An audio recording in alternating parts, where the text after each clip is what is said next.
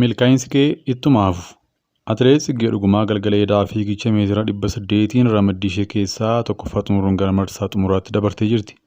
Fiigichi xumuraas galgala kana sa'aatii 4:45 irratti ni gaggeeffama. Egaa akkuma Waaqayyo yeroo darbe karaa namaa isaa raajii Suraafelitti dubbatee inni Waaqayyo jedhe kunoo raawwatamaafii jira. Waaqayyo dubbatee Waaqa raawwatudha. Milkaa'insi kee milkaa'ii siin jenna obboleettii keenya Atileet Tsiggee. Guyyaan gooftaa immoo akka hattuun dhuftutti hin dhufa. Guyyaa sanatti bantiiwwan Waaqaa sagalee guddisee didichuun hin dhimu. Ijoon uumama lubbuu hin qabne hundinuu hin ho'a. Ho'a ibiddaatiin wal hin gadhiisa. Lafti wanti isaa irratti hojjetame hundinuus gubatanii hin badu. Wanti kun hundinuus akkasitti wal hin gadhiisa. Erga ta'ee isin namoota attamii ta'utu isiniif hin taare. Jireenya qullaa, jireenya namoota Waaqayyoof ta'u jiraachuun isinirra jira. Akkasitti jiraattanii guyyaa dhufaa Waaqayyoon eeggattu. Isaaf sariifattanii hin hojjettu. Guyyaa sanaafis bantiiwwan Waaqaa ibiddaan gubatanii wal hin gadhiisu. Ijoon uumama lubbuu hin qabnes hundinuus ho'a ibiddaatiin hin baqa. Nuyi garuu akka abdiin nuuf kennetti bantiiwwan Waaqaa haaraa lafa haaraas warra qajeelummaan keessa buufatuun eeggan. Lammaffaa Phexros 3:10-13. Hooggantoonni waldaa jeequmsa guutuu UK keessatti mudate mormuun dubbataniiru. Hojii gaggeessaan gamtaa warra Wangeelaa UK Gaaviin Kaalvaar hawaasa keenya keessatti nagaan akka jiraatu cimsanii kadhachaa akka jiran dubbatani. Jeequmsi suukkanneessaan kun hundi haa xumuramu, tajaajilli baalaasaa hojii isaanii hojjechiisuuf bilisa ta'e namoonni deebi'ee nageenyi itti dhaga'amuu fi nagaadhaan wal cinaa jiraachuu akka danda'an haa ta'u jechuun X irratti dubbatanii jiru. UK fi sabni Kiristoositti akka deebi'aniif kadhachuun barbaachisaa dubbatanii jiru. Waggaa kurnan ittaanan waldaa biyya keenyaa kanaaf baay'ee barbaachisaadha yeroo nuti Yesuusin beeksisuu barbaannu jedhan. Manni lubummaa Eksteer jeequmsa kana balaaleffatee jira. Gareen finxaaleeyyii tokko odeeffannoo sababa babal'isuu fi jibba sanyii fi jeequmsa kakaasuuf yaalii godhan ni gaddina. Hojii poolisiin Deevoniif Koornwool nageenya hunda mirkaneessuu keessa itti fufee jiruuf galateeffannaa jedhan. Lubni Noorwiich Girahaam Yuusheer torban darbee mana jireenyaa ofiisaa isaaniitti garee baqattotaa waliin wal arguun gammachuu isaanii jeequmsa guyyoota muraasa darbanii wajjin wal bira qabanii ilaalan. Waaree booda gammachuu kan hawaasaa, kan nyaata waliif qooduu, kan ollaa keenya jaallachuu, kan abdii guddisuu akkam salphaatti bakka tokko tokkotti jeequmsaan caccabaa jira. Garuu abdii fi jaalalli jibbanii mo'ataa jiran.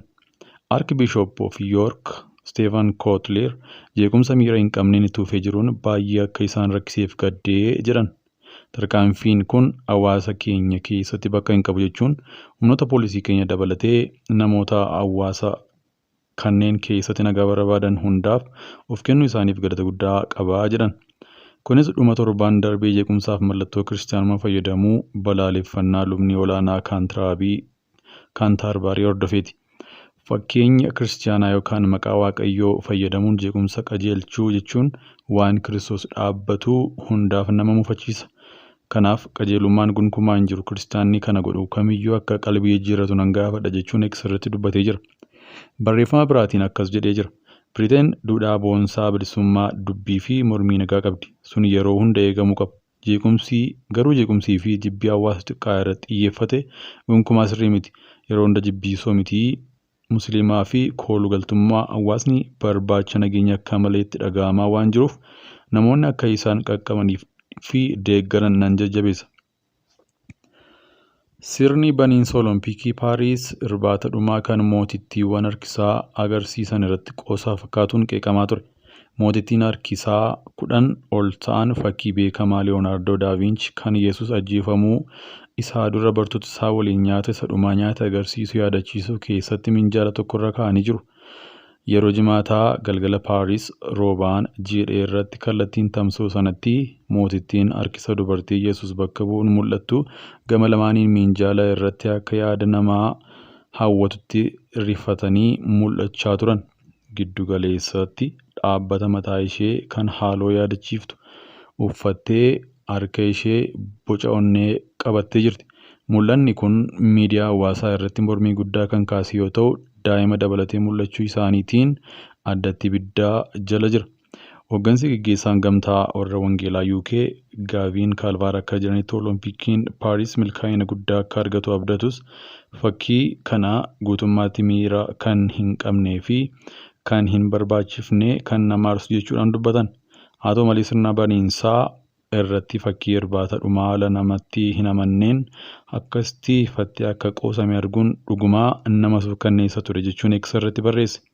Hojii gaggeessaa olaanaan Teeslaa Eeloon Maask dhiyeenya kanaa kiristaana aadaa jedhee of waamu ga'umsi kun kiristaanotaaf kabaja garmalee kan hin qabne ta'uu isaa eegsa irratti barreesse.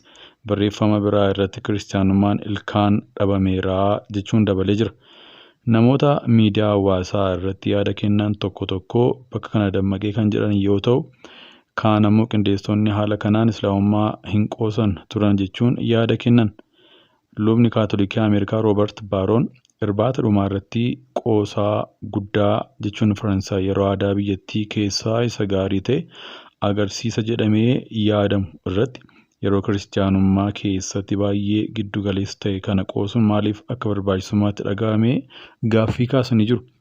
Itti fufuun aadaan Faransaay baay'ee kiristaanummaa irratti kan hundaa'edha jedheera.